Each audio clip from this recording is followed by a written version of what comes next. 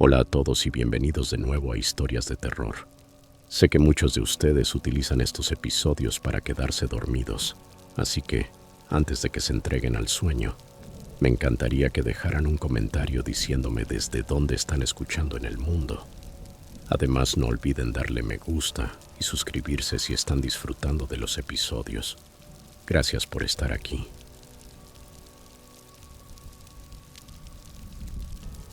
Historia 1. El otoño pasado, estuve en Baton Rouge por un congreso laboral de 3 días. Soy consultor de marketing y mi empresa me había reservado una habitación en un hotel sencillo, pero limpio, ubicado justo al costado de la autopista. Nada lujoso, aunque contaba con desayuno continental y reseñas aceptables. Llegué en avión un jueves por la noche, demasiado tarde para hacer otra cosa que no fuera pedir servicio a la habitación y programar la alarma para la mañana siguiente. Recuerdo haberme sentido inusualmente agotado, como si el cansancio del viaje me hubiera golpeado más fuerte de lo normal, a pesar de que el vuelo solo duró 2 horas. Antes de acostarme, verifiqué 2 veces el cerrojo de la puerta, algo que siempre hago cuando viajo solo, y no le di más vueltas. Era, después de todo, otro viaje de trabajo cualquiera, mismo auto de alquiler, mismas presentaciones en PowerPoint, mismas cortesías corporativas. Eran poco más de las 12 cuando escuché los golpes. No eran simples toques, sino golpes fuertes, como si alguien se lanzara contra la puerta con todo su peso. Al principio pensé que venían de la habitación de al lado, pero al incorporarme y escuchar con atención, comprendí que provenían directamente de la mía. Me quedé inmóvil.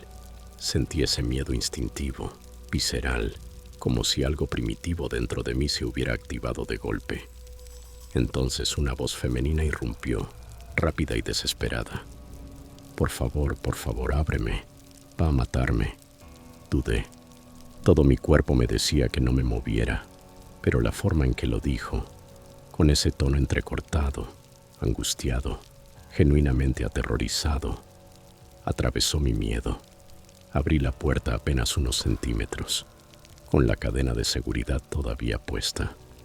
Ahí estaba ella, descalza, con el cabello enmarañado por el sudor y el maquillaje corrido por un lado del rostro. No debía tener más de 30 años. «Déjame entrar, por favor», suplicó. Mi ex me encontró. Está aquí. Lo vi mirando por mi ventana. Miraba constantemente hacia el pasillo, como si temiera que alguien apareciera de la oscuridad en cualquier momento. No lo pensé demasiado. Simplemente quité el pestillo y la dejé entrar. En cuanto cruzó el umbral, cerró la puerta con llave y apoyó la espalda contra ella, respirando con dificultad, como si acabara de correr una maratón. Le pregunté si había llamado a la policía y ella negó con la cabeza. «No tengo señal», lo intenté. «¿Puedo quedarme aquí un rato, solo hasta la mañana?» «No dormí en toda la noche», dijo llamarse Jenna. Me contó que se había registrado en el mismo hotel esa tarde, después de huir de su apartamento en una ciudad cercana, afirmando que su exnovio llevaba semanas acosándola. Mientras hablaba le temblaban las manos y noté un corte en su antebrazo. Me explicó que se lo había hecho al intentar escapar por la ventana del baño. Le ofrecí una botella de agua y le insistí otra vez en llamar a la policía, pero volvió a negarse. «Es demasiado peligroso», murmuró. «Si se entera de que hablé con ellos, hará algo peor». Su miedo era tan palpable que decidí no insistir. Solo pensé en mantenerme despierto y asegurarme de que estuviera bien.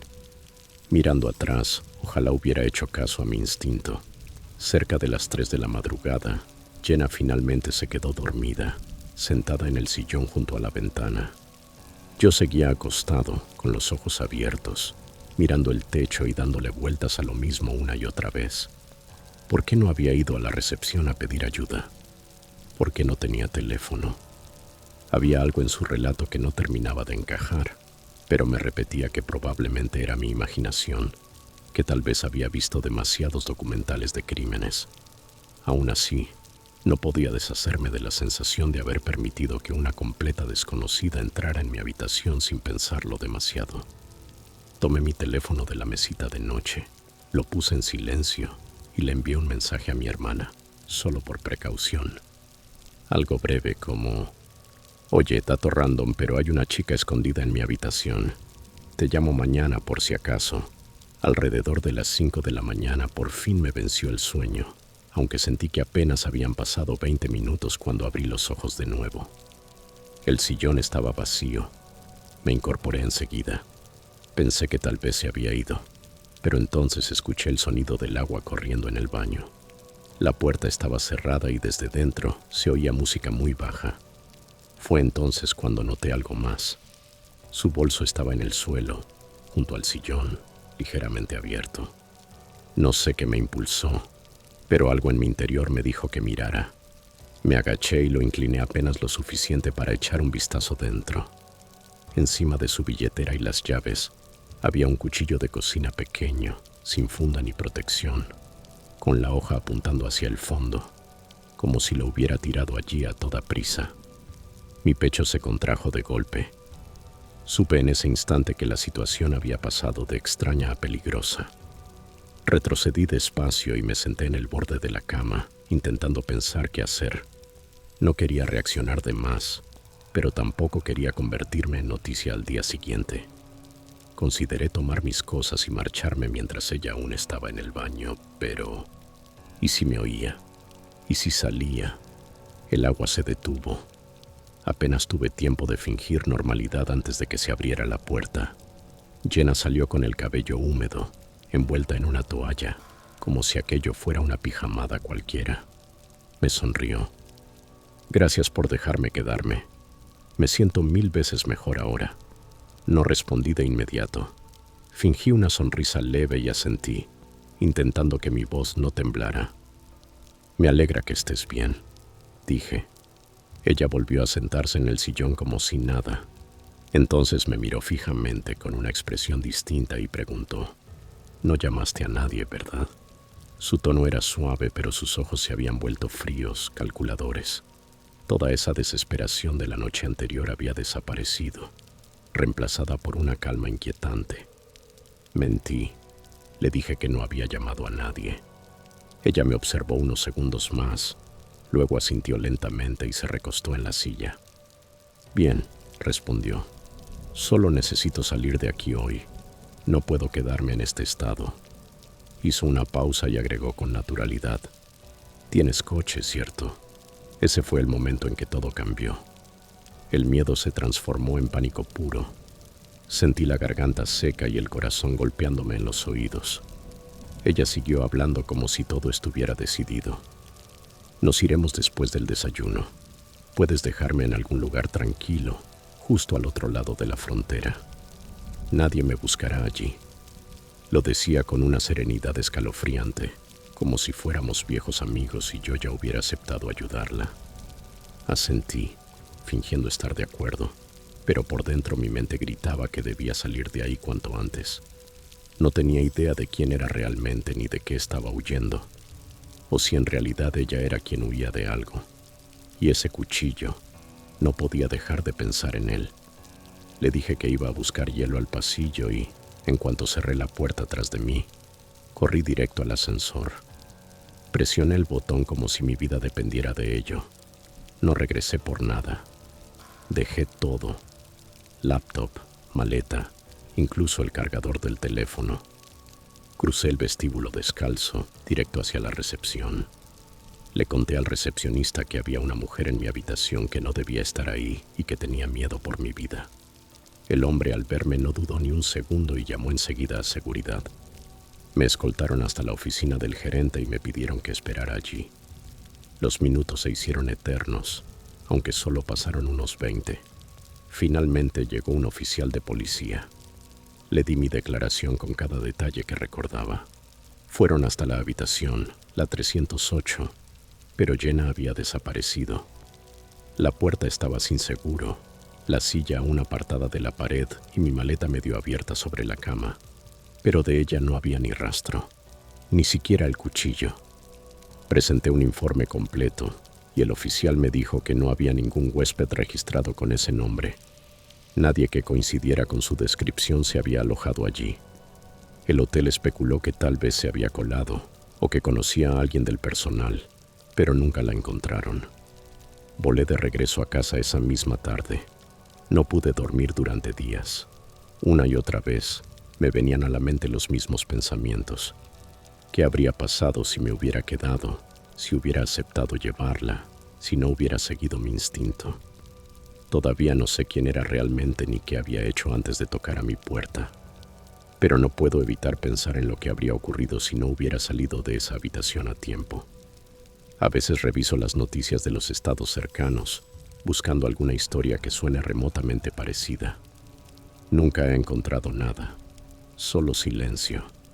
Y sinceramente, eso es lo que más me asusta.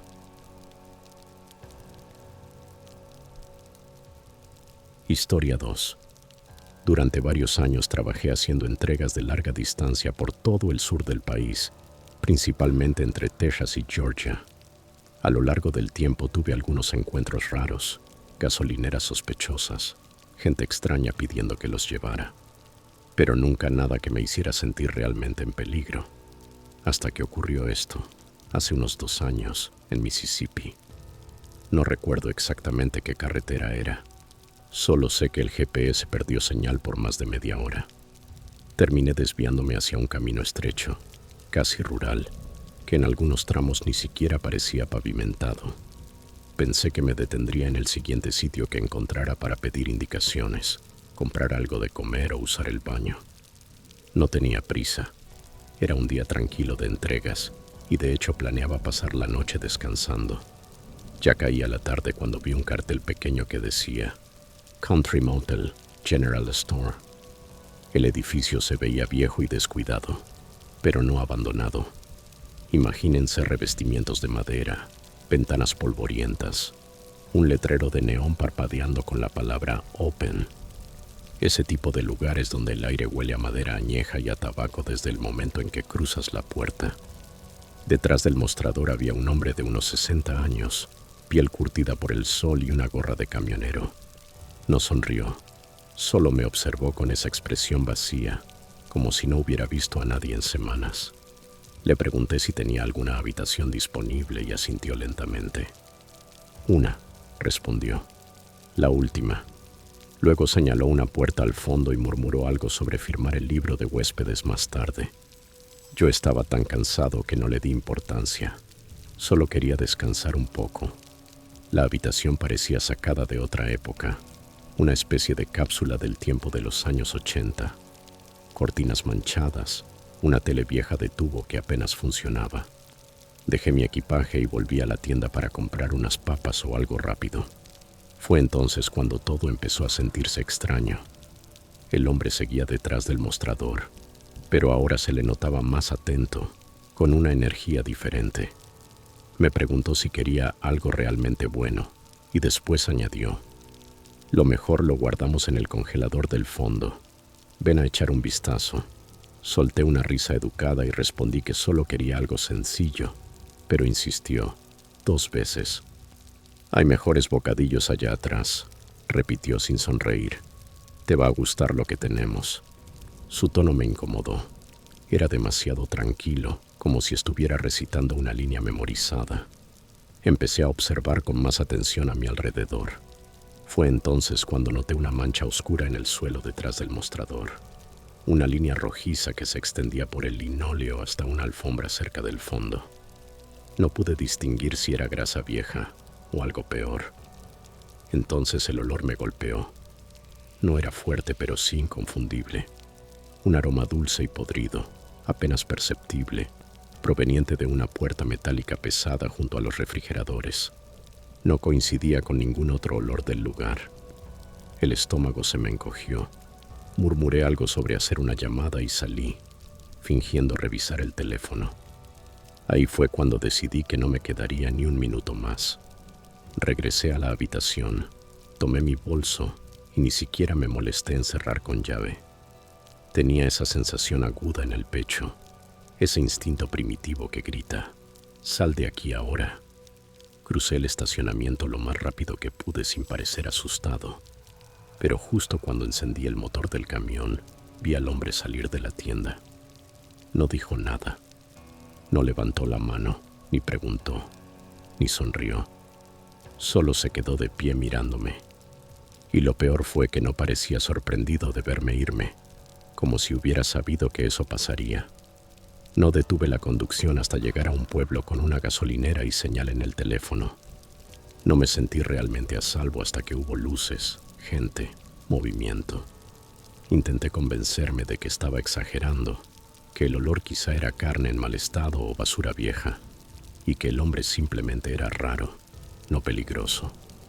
Pero no pude quitarme de encima esa sensación de que algo estaba muy mal. Esa insistencia en que mirara el congelador, el registro que nunca firmé, la mancha rojiza detrás del mostrador. Nada tenía sentido. Esa noche dormí en mi camión, en un estacionamiento bien iluminado. No pensaba poner un pie en otro motel en mucho tiempo. Un par de días después estaba en un diner a las afueras de Jackson, esperando mi comida y revisando las noticias locales en el teléfono. Fue ahí cuando vi el titular. Desaparece joven universitaria en ruta hacia el sur del estado.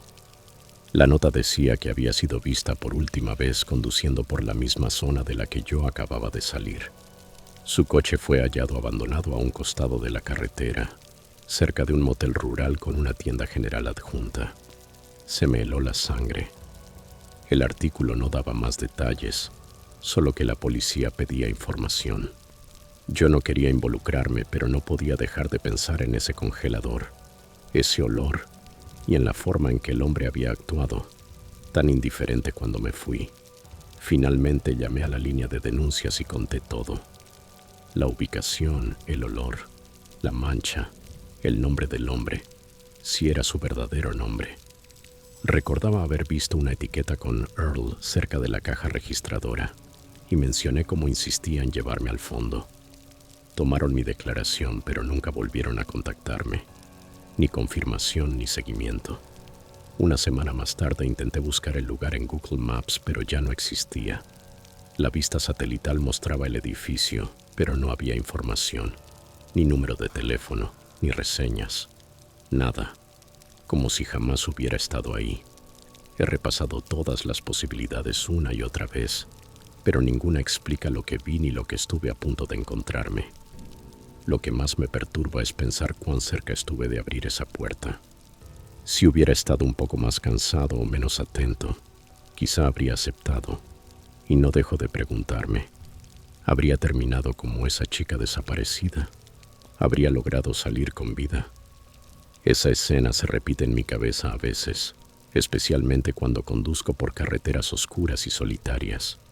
Nunca olvidaré la mirada de ese hombre mientras me alejaba. No estaba enfadado ni confundido, solo quieto, como si ya estuviera pensando en la próxima persona que llegaría. No se lo he contado a mucha gente. Algunos dirían que imaginé cosas o que exagero, pero yo sé lo que vi. Ese olor no era de carne podrida. He trabajado en el sector alimentario. Sé la diferencia entre algo vencido y algo muerto. Y nadie insiste tanto solo para mostrarte bocadillos. Nadie. Era claro que no quería venderme nada. Quería que entrara allá atrás. Eso es lo que todavía me pone la piel de gallina. Después de ese viaje cambié de rutas. Ya no conduzco por Mississippi, a menos que sea absolutamente necesario. Y tampoco confío en los moteles rurales, esos pequeños que quedan escondidos en carreteras donde nadie escucharía si gritas.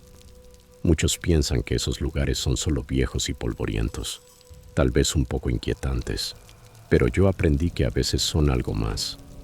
Lugares donde ocurren cosas que nadie menciona, sin reseñas, sin policías que devuelvan llamadas, solo un punto en el mapa que un día desaparece en silencio. Hasta el día de hoy, no tengo idea de lo que había realmente detrás de esa puerta del congelador. Nunca supe qué pasó con la joven desaparecida. Las noticias simplemente dejaron de hablar del caso, pero sé lo que sentí aquel día.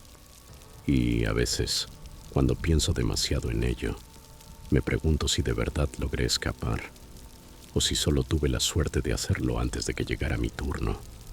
Sea como sea, ya no pretendo que no pasó. Aquel lugar existió. Ese hombre existió. Y cuento esto ahora porque alguien más podría encontrarse frente a una puerta con un olor que no encaja. Hazle caso a tu instinto. Yo lo hice, y creo que eso me salvó la vida.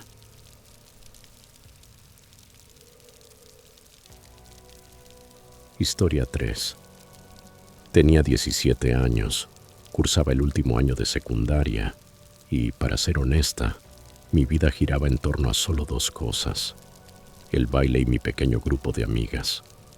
Todas formábamos parte de un equipo competitivo de danza de un pueblito en Ohio, y aquel fin de semana habíamos viajado a Indianápolis para participar en una competencia regional. Era uno de esos viajes baratos en los que el presupuesto escolar apenas alcanzaba para la gasolina y unas habitaciones en un hotel viejo y descuidado de 2 estrellas. Aún así, estaba emocionada, no solo por la competencia, sino también por la libertad de pasar un fin de semana lejos de nuestros padres. Nos habían asignado 3 chicas por habitación. Yo compartía la mía con Taylor y María, mis mejores amigas desde la secundaria. Esa primera noche, después de un largo ensayo, estábamos riendo, escuchando música demasiado alta y comiendo chatarra de las máquinas expendedoras como si fuera un banquete. Nuestra habitación estaba en el segundo piso, casi al final del pasillo, con una vista polvorienta del estacionamiento trasero. Frente a nosotras, a apenas unos pasos, había otra habitación que al principio parecía vacía. Pero cerca de las 7 de la tarde, mientras nos preparábamos para bajar a cenar, lo vi. Un hombre de unos 40 y tantos años, cabello grasoso recogido en una coleta floja y una camisa de franela roja desteñida. No nos miraba directamente, solo estaba ahí, con un pie dentro del cuarto y el otro en el umbral, como si no supiera si salir o quedarse. Cuando abrimos nuestra puerta y la luz del pasillo lo alcanzó, levantó la mirada y me observó fijamente. No era una mirada curiosa ni impertinente, era como si me estuviera memorizando. No dije nada a las chicas. Pensé que quizá era un camionero cansado, un empleado del lugar o simplemente un huésped más. Pero cuando regresamos después de cenar, seguía ahí. Misma postura, misma energía inquietante. Esta vez no se escondió al vernos pasar. Permaneció en el marco de su puerta, con los ojos clavados en la nuestra hasta que la cerramos. Esa noche hicimos bromas al respecto. María soltó un comentario diciendo que al fin éramos lo bastante interesantes como para tener un acosador, pero la atmósfera había cambiado. Aseguramos la puerta con la cadena y, por si acaso, atravesamos una silla bajo la perilla, un gesto más simbólico que efectivo, solo para sentirnos un poco más seguras. Desperté a mitad de la noche con un ruido. El picaporte se movía lentamente, una y otra vez, como si alguien lo estuviera probando. Tardé unos segundos en darme cuenta de que no era un sueño. La habitación estaba completamente a oscuras, salvo por el resplandor anaranjado de una farola que se filtraba entre las cortinas. Me incorporé despacio, con el corazón latiéndome en los oídos. Taylor seguía durmiendo, pero María ya estaba despierta, mirándome desde su cama con los ojos muy abiertos. El picaporte volvió a sacudirse, y luego silencio. Pocos segundos después se oyó un golpe bajo, como si alguien apoyara el cuerpo contra la puerta, suave pero intencionadamente. Contuve la respiración. La silla crujió apenas, pero no se movió. Nos quedamos así, quietas, sin hablar, durante lo que pareció una eternidad. No hubo pasos, ni más ruidos, solo ese silencio denso que te aplasta el pecho. Tenía el teléfono escondido bajo la manta, sin pensar en llamar a nadie, solo aferrándolo como si fuera un talismán. Le susurré a María si ella también lo había oído. Asintió y murmuró: «No la abras». Taylor milagrosamente siguió dormida. Después de un rato nos convencimos de que había pasado, que tal vez era algún borracho confundiendo de puerta, pero yo no volví a dormir. Cada crujido del pasillo me hacía saltar. Cuando amaneció, todo parecía una broma bajo la luz del día. Mientras nos arreglábamos, nos reímos un poco del susto, fingiendo que había sido una especie de sueño colectivo, hasta que me agaché para recoger mis zapatos junto a la puerta y lo vi. La cadena de seguridad estaba suelta. Yo había sido la última en revisarla antes de dormir. Lo sabía con certeza. Las tres nos quedamos mirando el pestillo, como si se tratara de algo extraño e incomprensible. Entonces Taylor, ahora sí despierta del todo, señaló algo más. Una marca raspada en el borde interior de la puerta, justo junto al cerrojo. Parecía como si alguien hubiera intentado meter algo para forzarlo. Bajamos a recepción a contar lo sucedido, pero la chica del mostrador apenas nos prestó atención. No tendría más de 20 años. Mascaba chicle y no levantaba la vista de la computadora. ¿Quieren que llame a mantenimiento?, preguntó, como si nos quejáramos de un grifo con fugas. Le pregunté si había cámaras en el pasillo.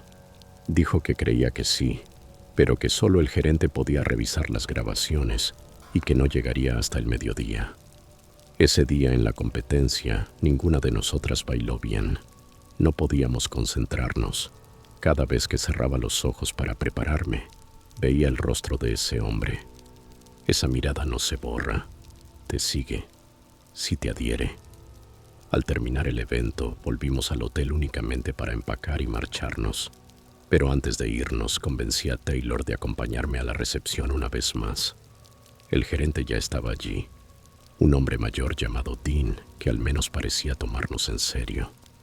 Le explicamos todo lo que había pasado y, cuando mencioné la cámara del pasillo, su expresión cambió. No dijo mucho, solo pidió nuestro número de habitación y escribió algo en la computadora. Minutos después nos llevó a una oficina detrás del mostrador y nos mostró el video. Ahí estaba él, el hombre de la camisa roja. Aparecía al menos 4 veces durante la noche. Salía de su habitación, se detenía frente a nuestra puerta y se quedaba inmóvil. No tocaba, no caminaba, no intentaba otras puertas. Solo observaba. A veces ponía la mano sobre el picaporte, la dejaba ahí unos segundos y luego se marchaba lentamente. La cámara no lo mostraba tratando de forzar la entrada, pero nosotras sabíamos lo que habíamos oído. Cuando pregunté quién era, Tim vaciló un momento y buscó su nombre en el registro. El nombre no decía nada. Stephen K., algo común, genérico. Nos informó que se había marchado esa misma mañana, justo antes de que bajáramos, sin equipaje, sin pasar por recepción, simplemente desapareció. Lo que más me impactó fue lo rápido que intentaron borrar el asunto. El hotel nos devolvió una noche de estadía, ofreció disculpas y preguntó si queríamos presentar una denuncia. Pero como nada había pasado técnicamente, ninguna irrupción, ningún contacto físico, nos dijeron que no podían hacer mucho más. Regresamos a casa al día siguiente, tratando de fingir que aquello no nos había marcado, pero sí lo hizo. María empezó a dormir con la puerta cerrada incluso en su propia casa. Taylor dejó de hospedarse en hoteles por completo, y yo no podía quitarme de la cabeza la mirada de ese hombre. No era la mirada de alguien que quiere hacer daño rápido, era la de alguien que quiere verlo pasar lentamente. Una semana después de volver, recibí un mensaje por Instagram de una cuenta privada, sin foto de perfil, sin biografía, solo un texto: bailan hermosamente. Me quedé paralizada. No decía quién era. Cuando abrí el perfil, ya había desaparecido. No se lo conté a las chicas. Eliminé el mensaje y puse todo en privado. Incluso ahora, años después, no tengo pruebas de que haya sido él. Pero lo sé, porque jamás he vuelto a sentirme observada de esa forma. Y aquella sensación era exactamente la misma. Han pasado 4 años. Ahora estudio en otra ciudad. No he recibido mensajes ni he tenido encuentros extraños desde entonces. Tal vez se mudó. Tal vez fue una coincidencia. O tal vez fue una de esas experiencias aterradoras que te ocurren y nunca obtienes respuestas. Solo un recuerdo que regresa cada vez que un pasillo está demasiado silencioso o una puerta se cierra con demasiada suavidad. Nunca regresé a Indianápolis y nunca más volví a quedarme en un hotel barato. Sea lo que sea que ese hombre quería aquella noche, no lo consiguió. Y a veces pienso en aquella silla atrancando la puerta y me pregunto qué habría pasado si no la hubiéramos puesto ahí. ¿Qué tan distinto sería todo ahora? si no lo hubiéramos hecho.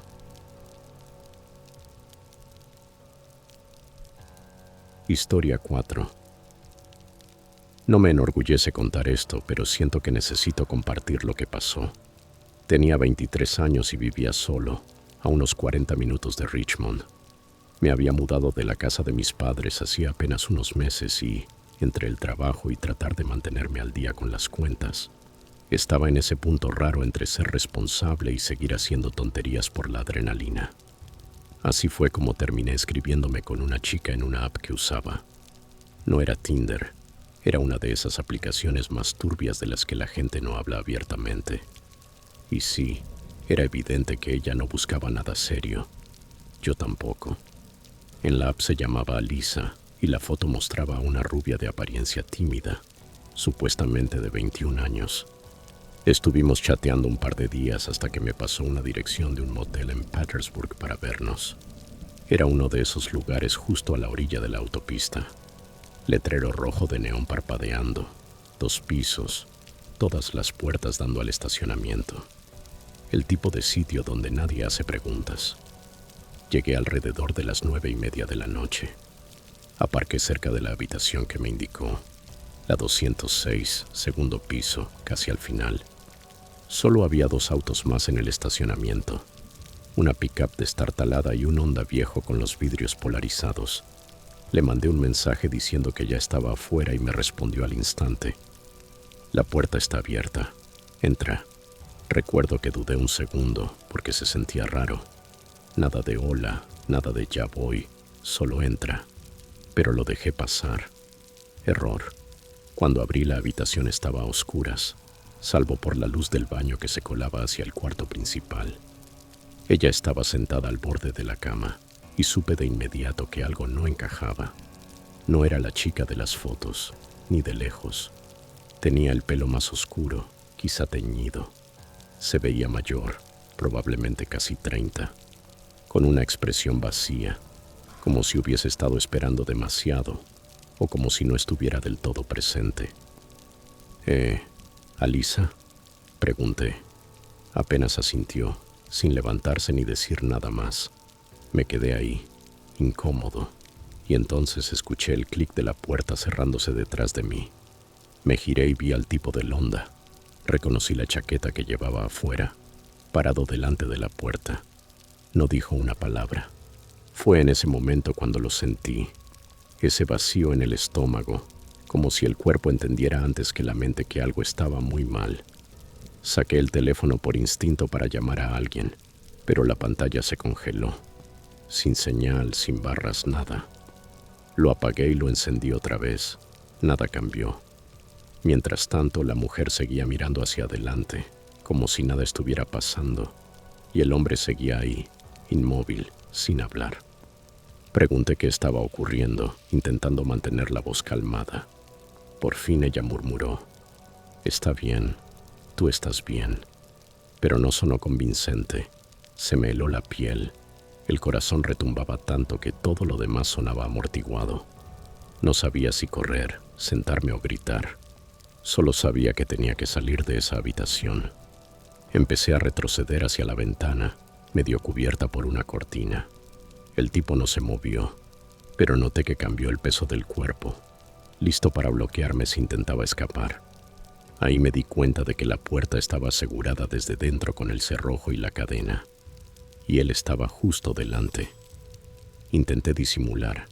Dije que había dejado mi billetera en el coche y que necesitaba bajar rápido a buscarla. La mujer ni reaccionó. El tipo solo me miró, y el silencio en la habitación parecía exprimirme los pulmones. Me acerqué a la ventana como si fuera a mirar afuera, y lo que vi casi me hace caer el teléfono. Alguien estaba agachado junto a mi coche. Ni siquiera intentaba ocultarse. Tenía la puerta del conductor entreabierta y cuando miré, asomó la cabeza. Ahí el pánico me devolvió la claridad. No distinguí si era hombre o mujer, pero llevaba guantes y sostenía algo metálico. Una herramienta, un dispositivo. No lo sé. Mi mente corría. Estaban intentando desactivar el auto, poner algo, robarlo. Me giré de la ventana y dije, más alto: «Lo digo en serio. Dejé mi cartera en el coche. El hombre dio un paso adelante. Solo uno, pero bastó. No esperé más. Corrí directo al baño. Azoté la puerta, la cerré con seguro y abrí de un tirón la ventanita. Era de esas mínimas por las que nadie pensaría que puedes pasar, pero me dio igual. Me escurrí como si la vida dependiera de ello. Caí de golpe en el callejón detrás del edificio. Me raspé el brazo contra el ladrillo y el teléfono se me salió del bolsillo, rebotando en el pavimento.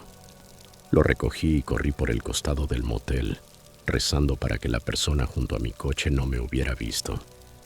Al llegar al estacionamiento, el Honda había desaparecido. La puerta de mi coche estaba abierta y la guantera revuelta. Ni revisé qué faltaba. Me subí, encendí el motor y salí disparado de ahí.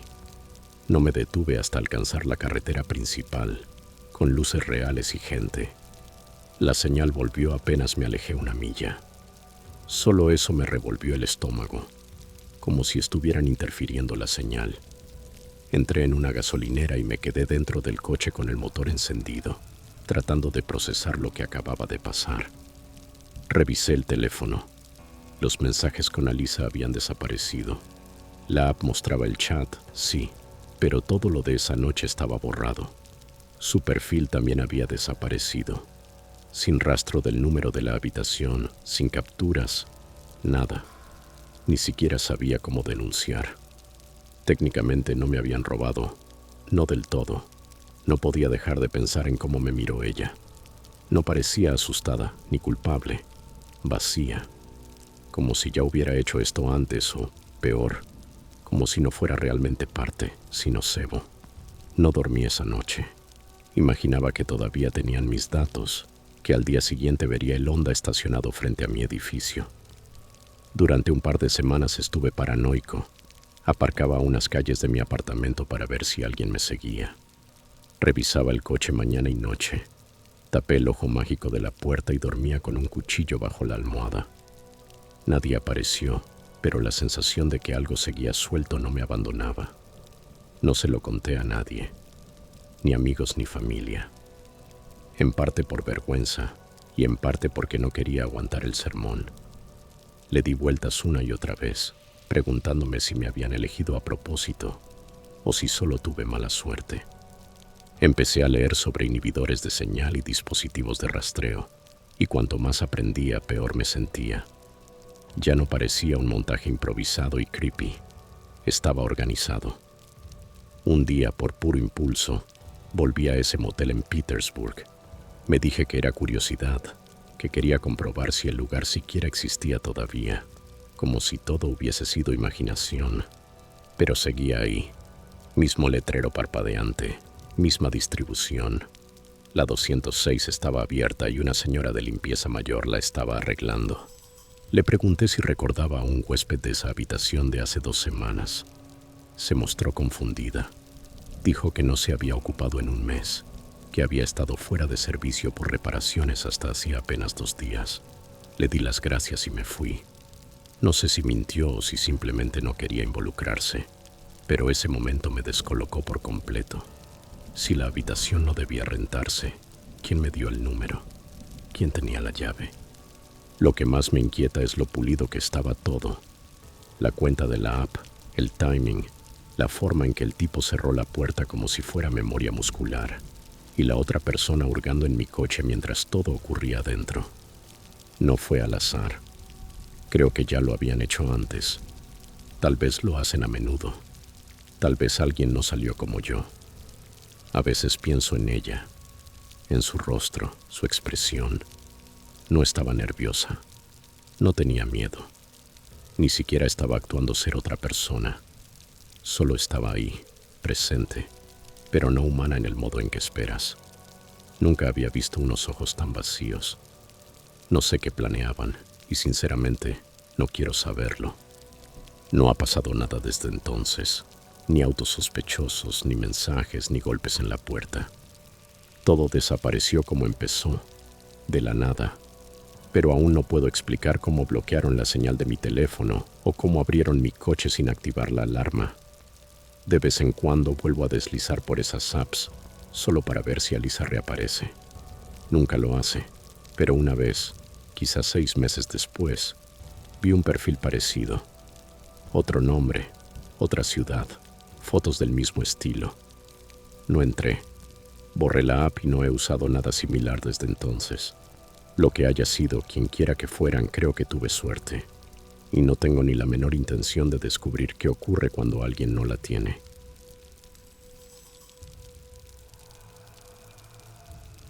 Historia 5. Soy enfermera. Tengo 31 años y vivo en Tennessee. Lo que me ocurrió el verano pasado todavía se cuela en mis pesadillas algunas noches. Era finales de julio y acababa de pasar el fin de semana visitando a mi hermano y a su esposa en Georgia. Mi plan era conducir directamente a casa ese domingo por la noche, pero a mitad del camino el cansancio me golpeó de lleno. Llevaba solo 4 horas de sueño y no había comido nada desde el mediodía. Las luces de la carretera comenzaban a nublarme la vista y supe que seguir conduciendo sería una tontería. Así que salí por una rampa y busqué un motel al costado del camino. No era nada especial, uno de esos viejos moteles de 2 pisos, con la pintura desgastada y máquinas de hielo que suenan como si estuvieran a punto de morir. Recuerdo que me registré justo antes de las 9 de la noche. La recepcionista era una mujer de unos 60 años que apenas levantó la mirada cuando entré. Me entregó la llave de la habitación 108 y murmuró algo sobre una máquina de refrescos que estaba al costado del edificio. La habitación era tan vieja como el resto. Paredes amarillentas con las esquinas peladas, un aire acondicionado que vibraba en la ventana y una colcha floral tiesa con olor leve a cloro. Pero a esas alturas no me importaba. Solo quería dormir y ducharme. Dejé mi bolso, me quité los zapatos y me tumbé en la cama unos minutos mirando el teléfono. Ahí fue cuando me di cuenta de que moría de sed. Eran cerca de las 10 de la noche cuando salí a buscar algo en la máquina expendedora. El estacionamiento estaba casi vacío, con apenas unos pocos autos, entre ellos una camioneta plateada vieja, aparcada a 2 espacios del mío. La iluminación del motel era tenue. Las bombillas anaranjadas proyectaban halos en el aire húmedo, y el ambiente se sentía pesado, como si una tormenta esperara entre los árboles. Caminé hacia el costado del edificio, con las monedas en la mano, y entonces escuché una voz masculina detrás de mí, baja y apresurada. «Disculpe, señorita. Lo siento. Me quedé encerrado fuera de mi habitación. ¿Sabe si la oficina todavía está abierta?» El hombre tendría unos 30 y tantos, tal vez 40 y pocos. Llevaba una chaqueta de mezclilla pese al calor, y tenía ese aspecto grasiento y desaliñado de alguien que no ha dormido en días. Sus ojos se movían sin parar, no cansados, sino nerviosos, como si siempre estuviera revisando su entorno. Vacilé, no tanto por lo que dijo, sino por la sensación inmediata de incomodidad que me provocó. Aún así, no quise parecer grosera. Le respondí que acababa de registrarme y no había visto a nadie en la recepción desde entonces, pero que podía acompañarlo a ver si la encargada seguía allí. Asintió, aunque de una manera extraña, rígida. Comenzó a caminar demasiado cerca de mí. Sentí esa alarma interna encenderse, pero la ignoré. «Estoy cansada», me dije. «Solo estoy cansada». Al doblar la esquina del edificio, me di cuenta de lo aislada que estaba esa parte del estacionamiento. Las máquinas de hielo y refrescos zumbaban, pero fuera de eso no había ni un sonido. Ni autos, ni voces. Solo silencio. Ese silencio que se te pega a la piel. Iba a decir algo como, tal vez debería tocar la puerta de la oficina. Pero antes de terminar la frase noté que ya no miraba el edificio. Estaba mirándome a mí. Su postura cambió por completo. Hombros tensos, manos deslizándose dentro de la chaqueta. Fue entonces cuando vi el cuchillo. No un cortaplumas, sino una hoja larga y dentada, de caza. Habló casi en susurros. No debías haber visto nada. Mi cerebro no alcanzó a entenderlo. «¿Qué?», balbuceé. Yo no vi nada, lo juro». Pero me empujó contra la pared. El golpe contra el ladrillo me dejó sin aire y sentí un ardor punzante en el costado izquierdo. Miré hacia abajo y comprendí que me había apuñalado. No fue profundo, pero la sangre empezó a empapar el uniforme. Grité, un grito crudo, y traté de apartarlo, pero era más fuerte. Seguía repitiendo esa frase, una y otra vez. No debías ver nada, no debías ver nada, como si estuviera en trance o intentando convencerse. Todo se volvió borroso. Creo que mi cuerpo entró en modo supervivencia. Recuerdo que me aferré al borde de la máquina de hielo e intenté usarla para impulsarme lejos de él. Alzó el cuchillo de nuevo, y juro que en ese instante pensé que moría. Pero entonces se escucharon pisadas rápidas y una voz masculina gritando: suéltala. Un instante después, un golpe metálico y una nube blanca estallaron entre nosotros. El hombre del cuchillo retrocedió tosiendo mientras otro sujeto, alto, calvo, unos 50 años, le daba con un extintor de incendios, una y otra vez, hasta que el arma cayó al suelo. Me desplomé sobre el pavimento. El costado me ardía y las manos me temblaban sin control. Mi salvador soltó el extintor y se arrodilló junto a mí, revisando si estaba consciente, si podía moverme. Creo que logré decir mi nombre, o quizás solo hospital. Todo giraba. Otro huésped salió corriendo y llamó al 911. Al mirar vi al atacante en el suelo, tosiendo, cubierto de espuma. Ya no parecía peligroso, parecía miserable, pero aún así seguía mirándome, con esa expresión que no olvidaré jamás, como si le hubiera arruinado algo. La ambulancia llegó rápido, más de lo que esperaba para un sitio tan perdido. Tenía una herida punzante y una costilla fracturada por el golpe contra la pared. El médico me dijo que tuve una suerte increíble. Si la cuchillada hubiera sido 1 centímetro más profunda, no estaría viva. Casi no recuerdo el trayecto al hospital. Temblaba tanto que tuvieron que sedarme un poco. El dolor físico era nada comparado con la niebla mental que me envolvía. No dejaba de repetir en mi cabeza sus palabras. No debías haber visto nada. Intentaba entender. Nunca lo había visto antes. No había notado nada extraño ese día.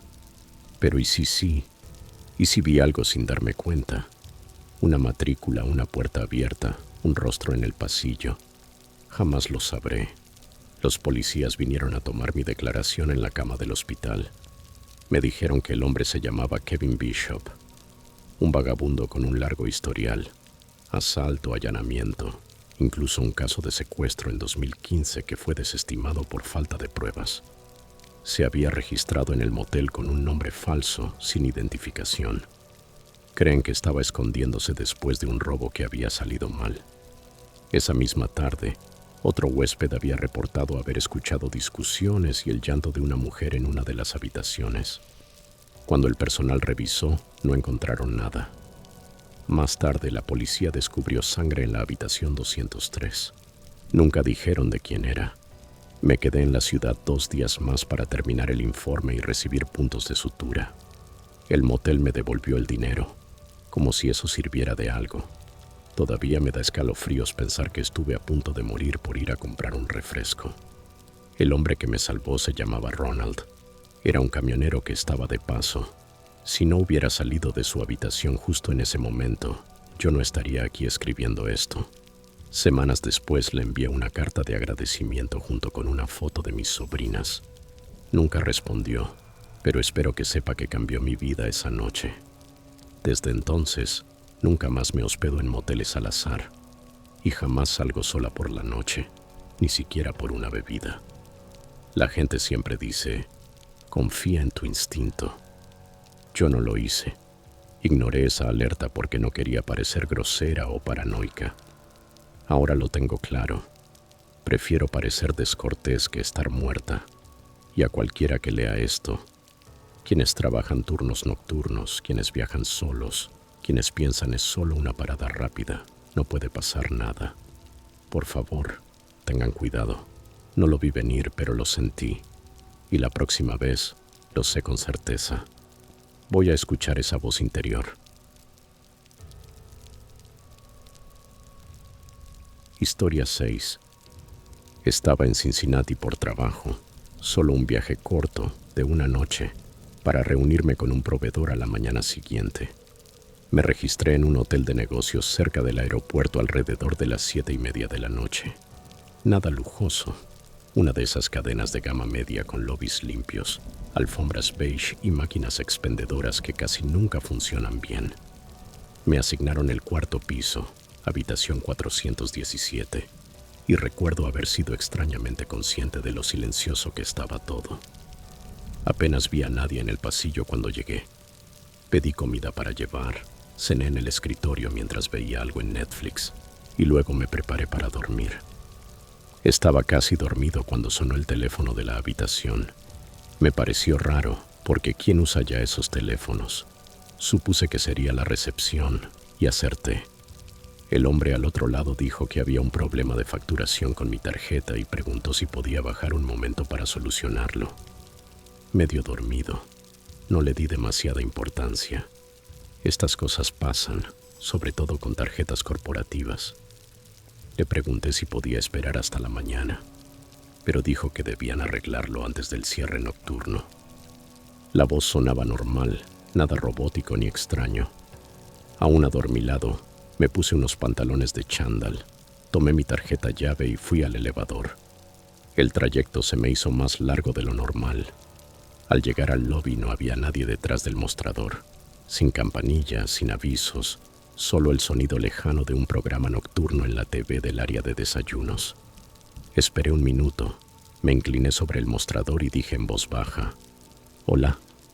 Al final salió una mujer de la oficina trasera y se sorprendió al verme allí. Cuando le expliqué que alguien de recepción me había llamado por un problema de cobro, frunció el ceño y dijo que nadie había hecho llamadas. Era la única de turno esa noche y en su registro no aparecía ningún problema con mi habitación. Fue entonces cuando algo se me revolvió en el estómago. No era pánico, todavía no, sino una incomodidad lenta, como cuando el cerebro detecta algo antes de que el cuerpo lo asimile. Balbuceé algo como, quizá fue un error, y regresé hacia el elevador, tratando de racionalizarlo. Tal vez alguien nuevo en el turno anterior, quizá un fallo de sistema, lo que fuera. Pero al volver a mi piso, lo vi de inmediato. Mi puerta no estaba cerrada del todo, abierta como una pulgada, oscilando suavemente hacia adentro, y la cadena de seguridad, que siempre pongo por costumbre, colgaba, arrancada del enganche. Me quedé helado, clavado en el suelo mirando la puerta. Mi primer pensamiento fue que quizá housekeeping había entrado por algún motivo, pero no tenía sentido. Era bien pasada la medianoche y yo no había pedido nada. Recuerdo haberme quedado unos segundos en el pasillo, con el corazón acelerándose, intentando convencerme de que no era nada. Pero la cadena rota, eso no podía explicarlo. Yo la había puesto, siempre la pongo, especialmente en hoteles. Y no estaba simplemente desenganchada, estaba doblada hacia afuera, como si alguien la hubiera forzado. Empujé la puerta despacio, pegándome al marco por si aún hubiese alguien dentro. No sé qué esperaba ver, pero las luces seguían apagadas y todo parecía casi igual. Mi maleta seguía junto al escritorio, la cama estaba casi intacta, la puerta del baño completamente abierta, pero lo juro, el aire se sentía diferente, con ese quieto tibio que queda cuando alguien acaba de salir de una habitación. Cálido, como si todavía hubiera aliento flotando. Me quedé en el umbral, aguantando la respiración, escuchando. Nada de pasos ni voces, solo el zumbido del aire acondicionado encendiéndose. Agarré lo primero que pude usar como arma, la base de una lámpara. Ni siquiera era pesada, y recorrí la habitación con lentitud, encendiendo luces a mi paso. Revisé el armario, debajo de la cama, incluso corrí la cortina de la ducha como si estuviera en una película de terror. Nada. Aún así no podía quitarme la sensación de que algo había estado allí. La silla del escritorio estaba ligeramente corrida. Yo no la había dejado así, y uno de los cajones del velador estaba abierto un par de centímetros. Ni siquiera recordaba haberlo tocado. Dentro estaban la Biblia y el bloc de notas, intactos, pero la escena parecía la de alguien buscando algo. Quise llamar otra vez a recepción, pero mi móvil seguía sobre la cama donde lo había dejado, y el teléfono de la habitación solo soltaba estática. Fue cuando el miedo me golpeó de verdad. Me sentí observado, no como si alguien siguiera dentro, sino como si acabaran de estar allí, muy cerca, tal vez aún en el pasillo, tal vez mirando la puerta para ver si yo regresaba. Cerré con el cerrojo y atravesé como pude la cadena rota. Arrastré la silla del escritorio hasta la puerta y me senté ahí, con la espalda contra la pared, sujetando la lámpara como si sirviera de algo. Esa noche no dormí, ni parpadeé. Esperé hasta que amaneció para moverme siquiera. Me quedé escuchando si había pasos en el pasillo, puertas abriéndose, lo que fuera. Pero todo estuvo muerto de quietud. A eso de las 6:30 de la mañana, me vestí y bajé directo a la recepción otra vez. Había otro empleado ahora.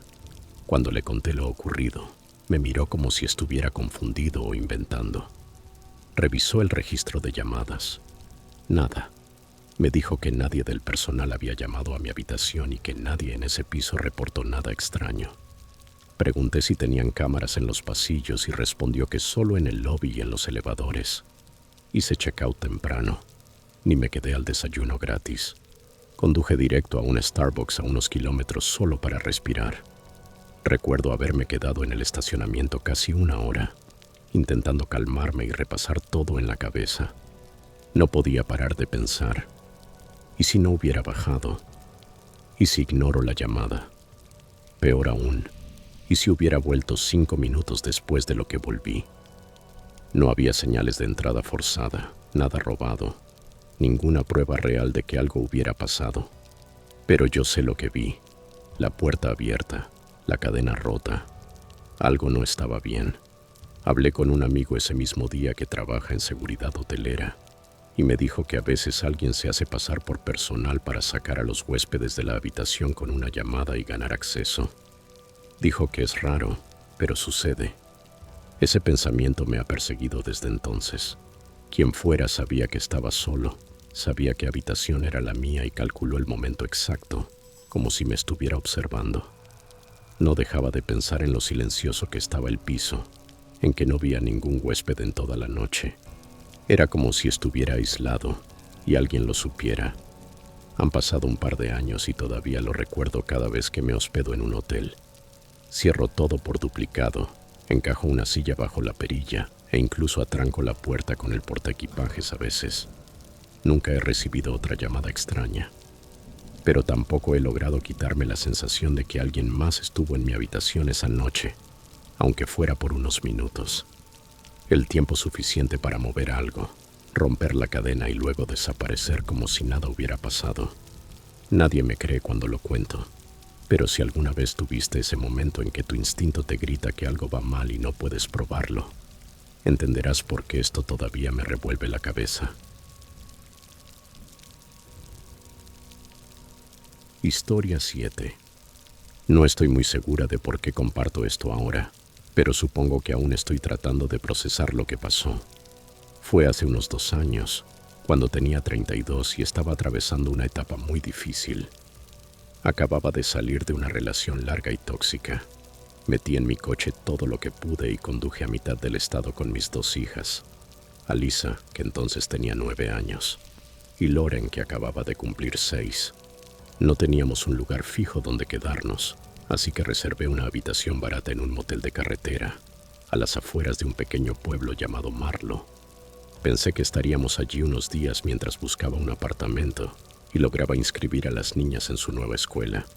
No era lo ideal, pero era lo único que podía pagar. El motel no era el peor que he visto.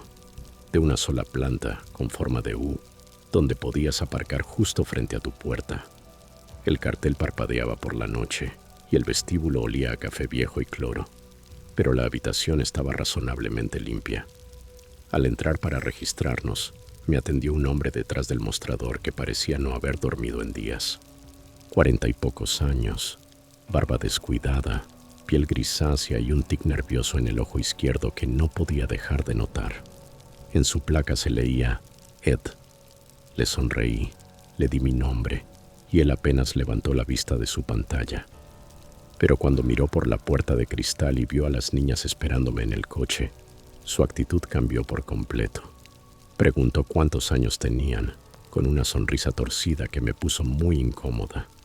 Respondí algo como, son solo unas niñas, e intenté cortar la conversación, pero siguió hablando. Dijo que Alisa parecía muy madura para su edad y preguntó si planeábamos quedarnos mucho tiempo. Me reí nerviosa, no contesté, solo tomé la llave y salí rápido. Me repetí que estaba exagerando, que quizá era un tipo raro socialmente, pero igual cerré bien la habitación esa noche. Era una unidad en planta baja, casi en la esquina trasera del edificio, con una ventana grande que daba al estacionamiento. Empujé el sillón contra la ventana por si acaso, aunque me sentí paranoica al hacerlo. Al día siguiente llevé a las niñas al pueblo. Visitamos la biblioteca local y buscamos un supermercado. Nada parecía fuera de lugar hasta que salimos de la biblioteca y vi a alguien al otro lado de la calle, cerca de una parada de autobús, observándonos. Llevaba una gorra baja, pero juraría haber reconocido ese tic en el ojo. Era Ed. No fingía esperar el autobús, ni miraba su teléfono. Solo estaba ahí, mirando. Tomé de la mano a las niñas y caminé rápido hacia el coche, diciéndome una vez más que sería una coincidencia. Esa noche, sin embargo, cerré las cortinas con fuerza y dejé la luz del baño encendida mientras dormíamos. La segunda noche fue peor. Cerca de las 11:30 de la noche, escuché lo que pensé que era alguien manipulando la máquina de refrescos fuera de nuestra habitación. Me incorporé, tratando de convencerme de que no era nada. Entonces oí el crujido de la grava, pasos lentos, justo frente a nuestra ventana. No me moví, solo me quedé sentada, mirando la silueta del sillón contra las cortinas. Los pasos se detuvieron. Después se escuchó un sonido metálico suave, como si alguien probara el seguro de la ventana desde fuera. El corazón me latía tan fuerte que pensé que iba a desmayarme. No quería asustar a las niñas, así que les susurré sus nombres y les dije que no se movieran mientras llamaba a la recepción. Nadie contestó. Llamé 3 veces. Nada, solo el tono repitiéndose. Finalmente marqué el 911. No podía ver afuera porque las cortinas eran gruesas, pero me quedé susurrando al operador, rezando para que quien estuviera allí no intentara forzar la ventana. La policía llegó en unos 10 minutos, pero para entonces ya no había nadie. El oficial fue amable, aunque noté que no me creía del todo. Revisó el perímetro, no encontró nada y dijo que probablemente había sido algún transeúnte o alguien del pueblo cruzando el estacionamiento. Intenté hablarle sobre Ed, el recepcionista, pero solo asintió y prometió anotarlo en el informe. A la mañana siguiente fui a la oficina para pedir otra habitación, algo más cerca del centro o de la recepción. Ed no estaba. Había una mujer mayor, unos 60 años, que dijo ser la gerente y que Ed solo cubría el turno nocturno. Le pregunté si había recibido quejas sobre él y enseguida se puso a la defensiva.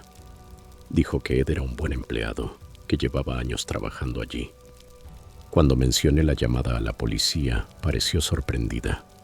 Dijo que nadie le había informado nada. No insistí, solo pedí otro cuarto y mentí, diciendo que lo hacía por comodidad con las niñas. Esa tarde salimos otra vez, solo para pasar el tiempo fuera del motel el mayor tiempo posible. Las llevé a un restaurante local a tomar batidos, y mientras pagaba, vi en el reflejo del vidrio tras la caja su rostro. Ed estaba sentado en un coche al otro lado de la calle, sin intentar ocultarse, motor encendido, mirándonos directamente. Ahí dejé de racionalizar nada. Ya no era torpeza social, ya no era coincidencia. Nos estaba siguiendo. No sabía qué quería, pero sabía que tenía que ver con mis hijas. Esa noche no dormí. Me senté en el sillón junto a la ventana, con un cuchillo de cocina sobre las piernas esperando. Las niñas dormían acurrucadas en la misma cama, sin tener idea de cuán grave se había vuelto todo. Cerca de las 2 de la mañana, escuché otra vez el crujir de la grava. Se me heló la sangre. Apagué la luz del baño y contuve la respiración. Luego vino el sonido inconfundible de la ventana levantándose, despacio, con cuidado, como si la persona intentara no hacer ruido. Pero yo la había cerrado con llave y atrancado con la silla. Las cortinas se movieron un poco con la presión. Me levanté de golpe, el corazón desbocado, y grité: «¡Aléjate de aquí, maldito!», tan fuerte que desperté a las niñas. Ellas empezaron a llorar mientras yo encendía todas las luces y agarraba el teléfono. Llamé otra vez a la policía. Esta vez sí vinieron rápido. Cuando llegaron lo atraparon. Ed, detrás del edificio, cerca del contenedor de basura. Llevaba guantes y una barra de hierro en la mochila. Dijo que estaba sacando la basura, pero los agentes no le creyeron. Pidieron revisar las cámaras de seguridad del motel, y ahí fue cuando todo se volvió aún más perturbador. Las cámaras que apuntaban a la parte trasera del edificio habían sido desconectadas manualmente. Antes de que amaneciera, ya había empaquetado nuestras cosas. La gerente estaba horrorizada al enterarse, pero no quise escuchar disculpas. Solo quería irme de ahí. Arrestaron a Ed, aunque nunca supe qué pasó después. Me negué a testificar. No quería que tuviera mi nombre completo ni nada que pudiera rastrear. Nos quedamos unas semanas en casa de una amiga en el pueblo siguiente, hasta que encontré un lugar estable. Inscribí a las niñas en secreto, usé un apartado postal para todo y dormí con un bate de béisbol bajo la cama durante meses. Hasta el día de hoy no sé cuáles eran sus verdaderas intenciones. Quizás solo era un depravado que se obsesionó con mis hijas, o tal vez pudo haber sido mucho peor si no hubiera estado alerta. En cualquier caso, ahora confío completamente en mi instinto. Si algo se siente mal, es porque lo es. La gente como Ed no siempre parece monstruosa. A veces solo lleva una placa con su nombre y una sonrisa demasiado amplia detrás de un mostrador de motel.